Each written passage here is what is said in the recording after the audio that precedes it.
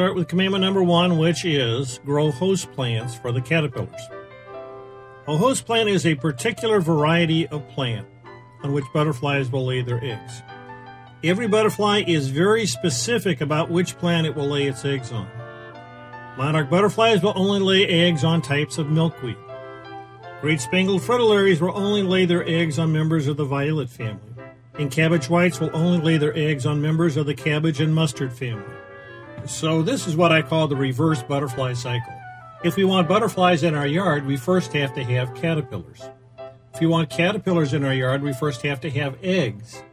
And if we want eggs in our yard, we first have to have host plants. It all starts with host plants. If there aren't any host plants, you're not going to have butterflies. Now the question is, where do you find the host plants? Well, if you go to the local big box stores, places like Lowe's and Walmart, and even most nurseries, they will have plants like roses, petunias, and begonias, and a lot of different annuals. But unfortunately, those are not host plants for butterflies. Host plants have to be very specific.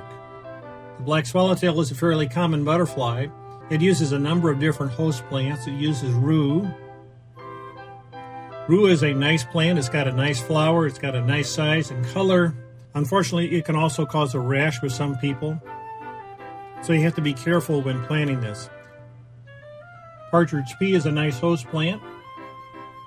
It reseeds itself every year.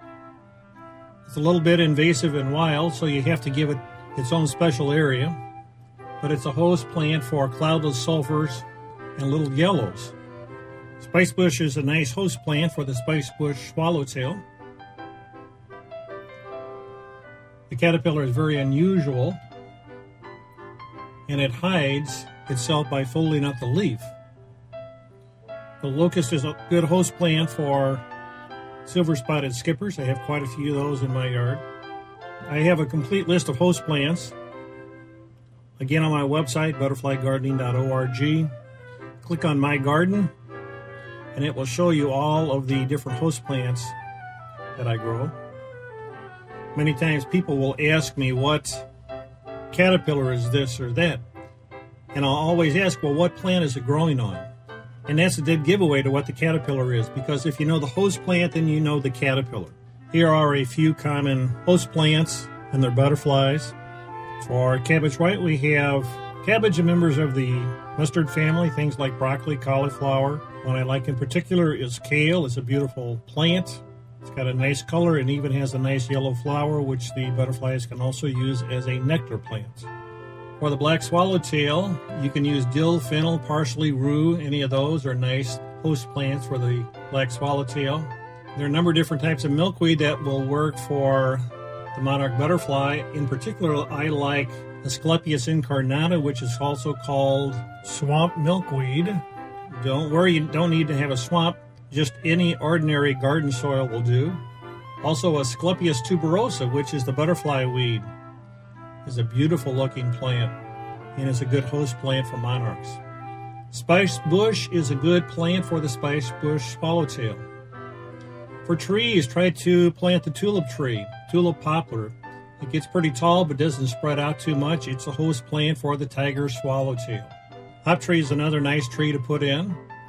It's a relatively small tree and seems to do pretty well in sun or shade. It's the host plant for the giant swallowtail, which is the largest butterfly we have here in Missouri, and it is spectacular. Violets are good host plants for the great spangled fritillary and also other fritillaries. Pipevine is also a host plant for the pipevine swallowtail. It's a bit invasive, so give it a space where it can spread out a little bit. Skipper butterflies, small little butterflies that sort of skip around, use different types of grasses as a host plant. In particular, they seem to like my Bermuda grass. A complete list of host plants and their butterflies is on my website, again, butterflygardening.org. In closing, one of the things I've learned about host plants is that you need to experiment.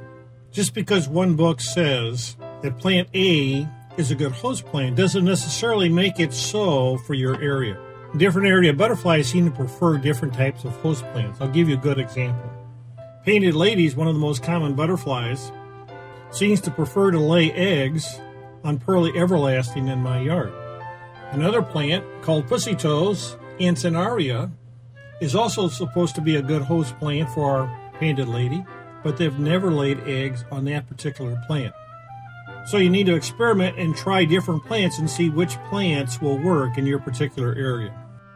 So again, commandment number 1 is grow host plants for the caterpillars.